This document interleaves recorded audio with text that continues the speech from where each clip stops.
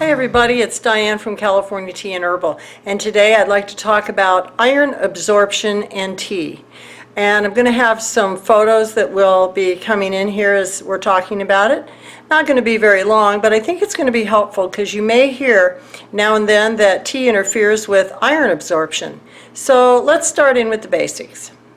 Okay everybody, there are two types of iron-rich food. There's heme, H-E-M-E, and non-heme. And the heme would include things like leafy green vegetables, grains, beans, I shouldn't say grains, I'm sorry, not grains, beans and walnuts. Those are three examples. And then you have the heme, which is your meat, poultry, and fish.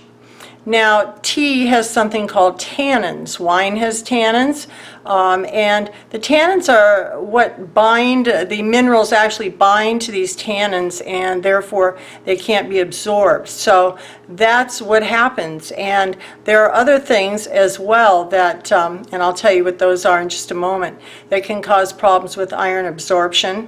But this does not affect the heme foods, the meats, does not affect them. Only affects the beans, walnuts, and leafy greens.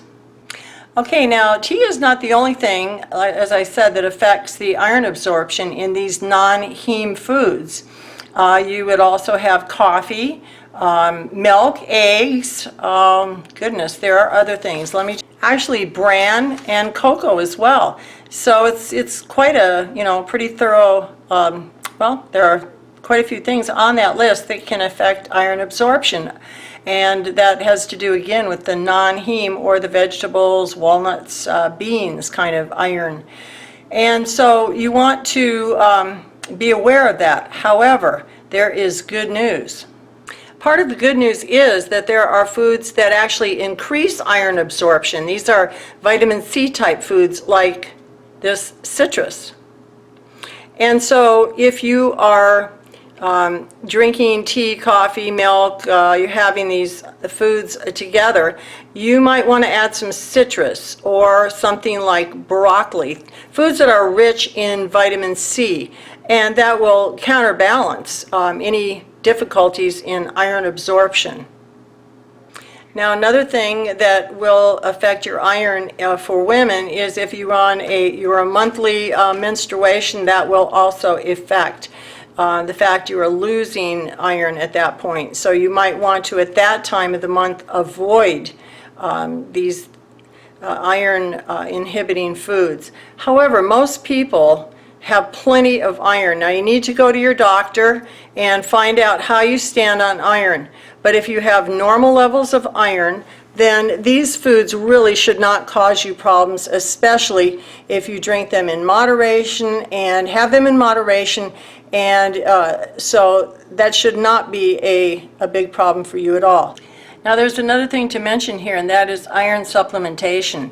And I would not at all supplement iron unless your doctor tells you to. You really need to check with him on all the medical implications. But iron is a mineral that we can't get rid of from our body. And too much iron can actually cause problems. So if you eat a good healthy diet and you drink or eat these foods that are iron absorption inhibiting in moderation, if you're a healthy person, it should be no problem. And so when you hear that tea inhibits iron absorption, yes, but so do other foods and drinks. And honestly, this is something that should not be major unless you have issues with iron and iron absorption.